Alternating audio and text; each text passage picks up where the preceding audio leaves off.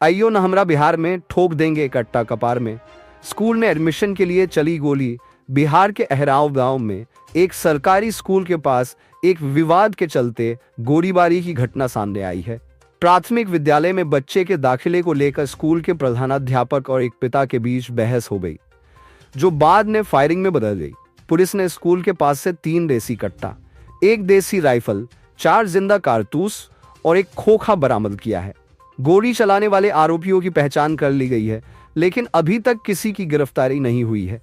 Police मामले की जांच कर रही है और बरामद किए हथियारों को जब्त कर लिया गया है। अब दुनिया देखेगी, इजराइल का तांडव होने वाला है कुछ बहुत बड़ा।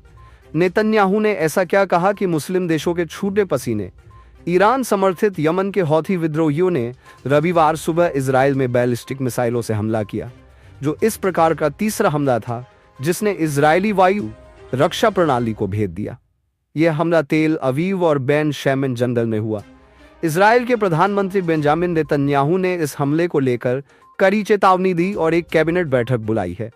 नेतन्याहू ने कहा कि हौथी विद्रोहियों को अब तक समझ जाना चाहिए था कि इजराइल की सुरक्षा की कोशिशों को गंभीरता से लिया जाएगा। हमले के बाद इजराइल में सायरन बजने लगे और सुरक्षा एजेंसी इस बात की जांच कर रही है कि मिसाइल को रोकने में विफलता का कारण क्या था। हौथी प्रवक्ता याहिया सारी ने हमले की जिम्मेदारी ली है और आरोप लगाया है कि इजराइल का रक्षा सिस्टम हवाई हमले के लिए पूरी तरह से तैयार नहीं था। 3 घंटे तक रहें सतर्क। पटना समेत 7 जिलों में होगी बारिश, वज्रपात की भी संभावना। बिहार में दक्षिण पश्चिम मानसून की सक्रियता के कारण शनिवार को कई जिलों में बारिश हुई और रविवार को भी बादलों की आवाजाही जारी रही, जिससे गर्मी और उमस में राहत मिली। मौसम विभाग ने अगले 1 से 3 घंटों में समस्तीपुर, वैशाली, पटना, औरंगाबाद, अरवल, जहानाबाद और नवादा जिलों में हल्की से मध्यम बारिश की संभावना जताई है। साथ ही आकाशीय बिजली गिरने और 30-40 किलोमीटर प्रति घंटे की रफ्तार से हवा चलने की चेतावनी दी है। सोमवार तक राज्य के अधिकांश जिलों में हल्की से मध्यम बारिश की संभावना बनी रहेगी, जिससे न्यूनतम तापमान में गिरावट हो सकती है।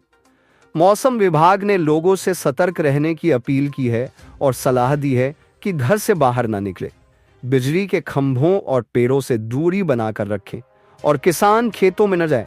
भारत ने बनाया स्पेशल एयरक्राफ्ट, 90 दिन तक भर सकता है उड़ान। ये है खास बात। भारत ने एरोस्पेस क्षेत्र में एक महत्वपूर्ण उपलब्धि हासिल की है, जब बेंगलुरु स्थित नेशनल एरोस्पेस लेबोरेटरी नाल ने सौर ऊर्जा से चलने वाला मानव रहित एयरक्राफ्ट विकसित किया। यह एयरक्राफ्ट 90 दिनों तक लगातार उड़ान भरने में सक्षम है और भारत को उच्च ऊंचाई वाले प्लेटफार्मों को बनाने वाले देशों की श्रेणी में शामिल करता है। इस एयरक्राफ्ट का सफलतापूर्वक परीक्षण किया गया है और इससे निगरानी और 5G सिग्नल प्रसारित करने जैसे विभिन्न अनुप्रयोगों में उपयोग किया जा सकता है। नाल ने फरवरी में छोटे क्राफ्ट का परीक्षण किया था और 2027 तक बड़े एयरक्राफ्ट के निर्माण की योजना बनाई है। सोलर एयरक्राफ्ट सौर कोशिकाओं से ऊर्जा प्राप्त करता है और इसमें बैटरी या हाइड्रोजन का उपयोग कर ऊर्जा संग्रहित की जाती है। देश की टॉप 10 अमीर कंपनियों में से 9 की मार्केट वैल्यू बढ़ी, सिर्फ एक को हुआ घाटा। पिछले हफ्ते के आखिरी कारोबारी दिन 13 सितंबर को शेयर बाजार में हल्की गिरावट आई, जिसमें सेंसेक्स 71 अंक और निफ्टी 32 अंक नीचे बंद हुए। हालांकि पूरे सप्ताह में देश की टॉप 10 कंपनियों में से 9 का कुल मार्केट कैप 1 लाख करोड़ रुपए बढ़ गया, जबकि LIC को 3004 करोड़ रुपए का नुकसान हुआ। सबसे ज्यादा लाभ में भारती एयरटेल रही, जिसका मार्केट कैप 282 करोड़ रुपए बढ़कर 30 लाख करोड़ रुपए हो गया। ICICI bank, TCS, Hindustan Unilever, HDFC bank, Infosys, ETC, Reliance industries और SBI के मार्केट कैप में भी उल्लेखनीय वृद्धि दर्ज की गई। इस सप्ताह 7 IPO खुलेंगे, जिसमें बाज हाउसिंग फाइनेंस का IPO 16 सितंबर को लिस्ट होगा। अब नहीं चलेंगी लोकल पैसेंजर ट्रेनें, जानिए क्या है सरकार का प्लान। भारतीय रेलवे लोकल पैसेंजर ट्रेनों को बंद कर वंदे मेट्रो ट्रेनों को चलाने की योजना बना रहा है। इस परिवर्तन की शुरुआत अहमदाबाद भुज मार्ग पर सोमवार 16 सितंबर से होगी, जब प्रधानमंत्री नरेंद्र मोदी भारत मेट्रो को हरी झंडी दिखाएंगे। वर्तमान में 3500 लोकल पैसेंजर ट्रेनों के स्थान पर रेलवे 1600-1700 वंदे मेट्रो ट्रेनों का संचालन करेगा। वंदे मेट्रो की अधिकतम स्पीड 130 किमी प्रति घंटे होगी, जबकि फिलहाल यह 90 किमी प्रति घंटे की गति से चलेगी। वंदे मेट्रो में कुल 16 कोच होंगे, जिनमें 3,200 यात्री एक बार में यात्रा कर सकते हैं। यह पूरी तरह से ऐसी ट्रेन होगी और यात्रियों को बेहतर सुविधा प्रदान करेगी। यूक्रेन की राजधानी पर रूस गिराएगा फादर ऑफ और बॉम्ब। जाने ताकत और कैसे मचाता है कहर। रूसी पूर्व राष्ट्रपति दिमित्री मेदवेदेव ने यूक्रेन के खिलाफ रूस द्वारा सबसे बड़े बम, जिसे father of all bomb FOB कहा जाता है, के इस्तेमाल की संभावना की धमकी दी है। उन्होंने अपने टेलीग्राम पोस्ट में कीव पर हमले की धमकी देते हुए लिखा कि रूस की प्रतिक्रिया में यह बम इस्तेमाल हो सकता है। FOB की डिलीवरी के लिए रूस RS-28 सरमैट जैसी मिसाइल का उपयोग कर सकता है, जो भारी पेलोड ले जाने में सक्षम है।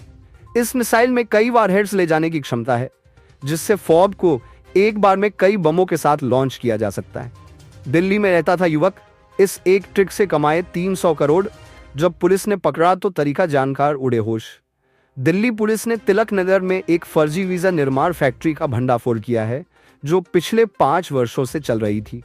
अब तक इस फैक्ट्री से 4 से 5 हजार फर्जी वीजा जारी किए गए हैं, जिससे गैंग ने करीब 300 करोड़ रुपए से अधिक कमाई की। पुलिस ने 7 लोगों को गिरफ्तार किया है, जिनमें मुख्य आरोपी मनोज मुंगा है, जो ग्राफिक्स डिजाइनिंग में डिप्लोमा होल्डर है और फर्जी वीजा बनाने का काम कर रहा था। ये गैंग वीजा बनाने के लिए उन्नत तकनीक और टेलीग्राम, सिग्नल और व्हाट्सएप का इस्तेमाल करता था। पुलिस ने आरोपियों के पास से 18 पासपोर्ट, 30 फर्जी वीजा और वीजा निर्माण का सामान बरामद किया है। 6वें और 7वें वेतन आयोगों से होगा बेहतर, जाने कितनी हो सकती है वेतन वृद्धि। भारत में केंद्रीय सरकारी कर्मचारियों के वेतन को समय समय पर केंद्रीय वेतन आयोगों की सिफारिशों के आधार पर संशोधित किया गया है। 1946 में पहला वेतन आयोग स्थापित होने के बाद से लगातार आलोचनात्मक समीक्षा ने वेतन ढांचे में महत्वपूर्ण बदलाव किए हैं।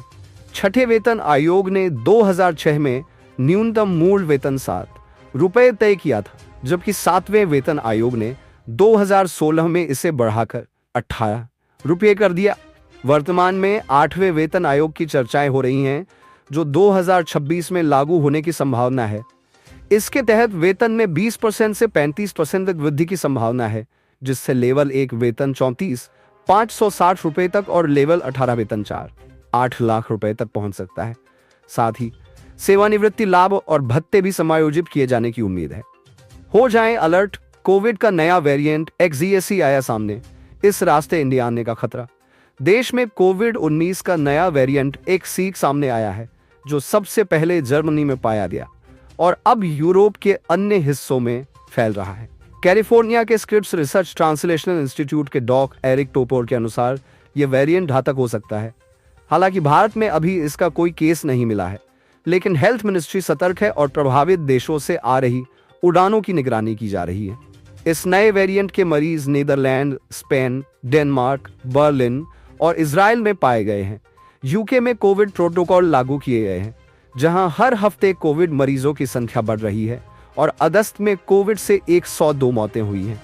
इस वेरिएंट के लक्षणों में तेज बुखार, खांसी, गंध या स्वाद की कमी, सांस लेने में परेशानी, थकान और शरीर में दर्द शामिल है।